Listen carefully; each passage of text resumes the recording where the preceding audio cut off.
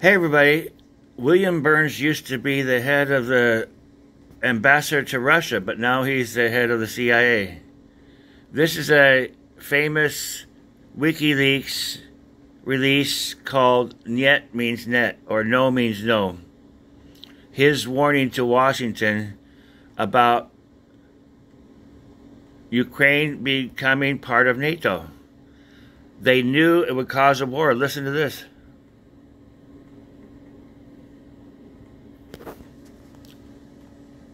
CONFIDENTIAL Moscow 00265 SIPTIS EO 12958 DECL January 30th 2018 tags PREL NATO RS subject Niet means Niet Russia's NATO enlargement redlines ref a Moscow 147B Moscow 182 classified by Ambassador William J. Burns. Reasons 1.4 B and D 1. C. Summary.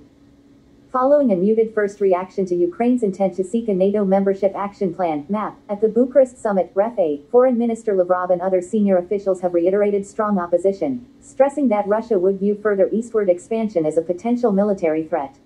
NATO enlargement, particularly to Ukraine, remains an emotional and neuralgic issue for Russia, but strategic policy considerations also underlie strong opposition to NATO membership for Ukraine and Georgia. In Ukraine, these include fears that the issue could potentially split the country in two, leading to violence or even, some claim, civil war, which would force Russia to decide whether to intervene. Additionally, the Goran experts continue to claim that Ukrainian NATO membership would have a major impact on Russia's defense industry, Russian-Ukrainian family connections, and bilateral relations generally. In Georgia, the Gore fears continued instability and provocative acts in the separatist regions. End summary. MFA, NATO enlargement, potential military threat to Russia, 2. During his annual review of Russia's foreign policy January 22-23, REF-B, Foreign Minister Lavrov stressed that Russia had to view continued eastward expansion of NATO, particularly to Ukraine and Georgia, as a potential military threat. While Russia might believe statements from the West that NATO was not directed against Russia, when one looked at recent military activities in NATO countries, establishment of U.S. forward operating locations, etc., they had to be evaluated not by stated intentions but by potential. Lavrov stressed that maintaining Russia's sphere of influence in the neighborhood was anachronistic, and acknowledged that the U.S. and Europe had legitimate interests in the region.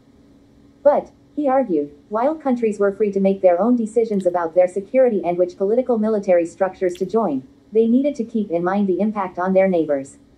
3. Lavrov emphasized that Russia was convinced that enlargement was not based on security reasons, but was a legacy of the Cold War. He disputed arguments that NATO was an appropriate mechanism for helping to strengthen democratic governments.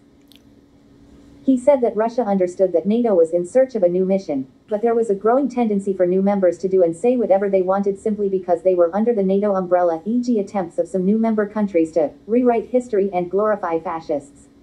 4. Glorify fascists. During a press briefing January 22 in response to a question about Ukraine's request for a map, the MFA said, a radical new expansion of NATO may bring about a serious political military shift that will inevitably affect the security interests of Russia. The spokesman went on to stress that Russia was bound with Ukraine by bilateral obligations set forth in the 1997 Treaty on Friendship, Cooperation and Partnership, in which both parties undertook to refrain from participation in or support of any actions capable of prejudicing the security of the other side. The spokesman noted that Ukraine's likely integration into NATO would seriously complicate the many-sided Russian-Ukrainian relations, and that Russia would have to take appropriate measures.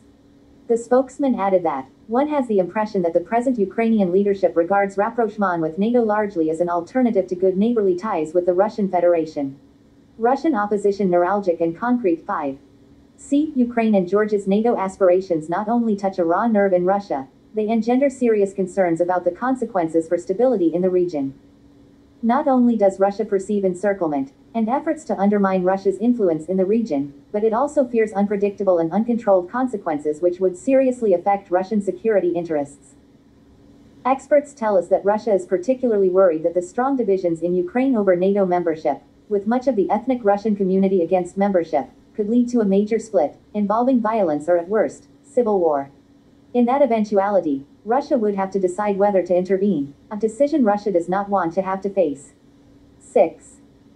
C. Dmitry Trenin, Deputy See, Director Russia of the didn't want Carnegie this war. Moscow Center, expressed concern that Ukraine Washington was, wanted in the this long war. term, the most potentially destabilizing factor in U.S.-Russian relations, given the level of emotion and neuralgia triggered by its quest for NATO membership. The letter requesting map consideration had come as a bad surprise to Russian officials, who calculated that Ukraine's NATO aspirations were safely on the back burner. With its public letter, the issue had been sharpened. Because membership remained divisive in Ukrainian domestic politics, it created an opening for Russian intervention. Trenin expressed concern that elements within the Russian establishment would be encouraged to meddle, stimulating U.S. overt encouragement of opposing political forces, and leaving the U.S. and Russia in a classic confrontational posture. The irony, Trenin professed, was that Ukraine's membership would defang NATO, but neither the Russian public nor elite opinion was ready for that argument. Ukraine's gradual shift towards the West was one thing, its preemptive status as a de jure U.S. military ally another. Trenin cautioned strongly against letting an internal Ukrainian fight for power, where MAP was merely a lever in domestic politics, further complicate U.S.-Russian relations now. 7. C. Another issue driving Russian opposition to Ukrainian membership is the significant defense industry cooperation the two countries share, including a number of plants where Russian weapons are made. While efforts are underway to shut down or move most of these plants to Russia, and to move the Black Sea Fleet from Sevastopol to Novorossiysk earlier than the 2017 deadline, the GOR has made clear that Ukraine's joining NATO would require Russia to make major, costly changes to its defense industrial cooperation. 8. C. Similarly, the GOR and experts note that there would also be a significant impact on Russian-Ukrainian economic and labor relations, including the effect on thousands of Ukrainians living and working in Russia and vice versa, due to the necessity of imposing a new visa regime. This, Alexander Konovalov, director of the Institute for Strategic Assessment, argued, would become a boiling cauldron of anger and resentment among the local population. 9. C. With respect to Georgia, most experts said that while not as neuralgic to Russia as Ukraine, the GOR viewed the situation there as too unstable to withstand the divisiveness NATO membership could cause. Alexei Arbatov, deputy director of the Carnegie Moscow Center, argued that Georgia's NATO aspirations were simply a way to solve its problems in Abkhazia and South Ossetia, and warned that Russia would be put in a difficult situation were that to ensue. Russia's response 10. C. The GOR has made it clear that it would have to seriously review its entire relationship with Ukraine and Georgia in the event of NATO inviting them to join.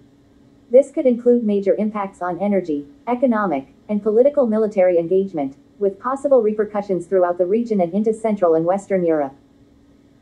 Russia would also likely revisit its own relationship with the alliance and activities in the NATO-Russia Council, and consider further actions in the arms control arena, including the possibility of complete withdrawal from the CFE and INF treaties, and more direct threats against U.S. missile defense plans. 11. C. Isabelle Francois, director of the NATO Information Office in Moscow Protect, said she believed that Russia had accepted that Ukraine and Georgia would eventually join NATO and was engaged in long-term planning to reconfigure its relations with both countries, and with the alliance. However, Russia was not yet ready to deal with the consequences of further NATO enlargement to its south. She added that while Russia liked the cooperation with NATO in the NATO-Russia Council, Russia would feel it necessary to insist on recasting the NATO-Russia relationship, if not withdraw completely from the NRC, in the event of Ukraine and Georgia joining NATO. Comment 12. C. Russia's opposition to NATO membership for Ukraine and Georgia is both emotional and based on perceived strategic concerns about the impact on Russia's interests in the region. It is also politically popular to paint the US and NATO as Russia's adversaries and to use NATO's outreach to Ukraine and Georgia as a means of generating support from Russian nationalists. While Russian opposition to the first round of NATO enlargement in the mid-1990s was strong, Russia now feels itself able to respond more forcefully to what it perceives as actions contrary to its national interests. Burns. See, that's the deal. That's William Burns, then the ambassador to Russia, warning Washington, "Niet means niet, no means no. Don't put Ukraine into NATO." And as you just heard, he knew it would cause a civil war and possibly now World War III. We've got to shut these people down. We have to share this video. I am Birdman Bob, and only the truth will set you free.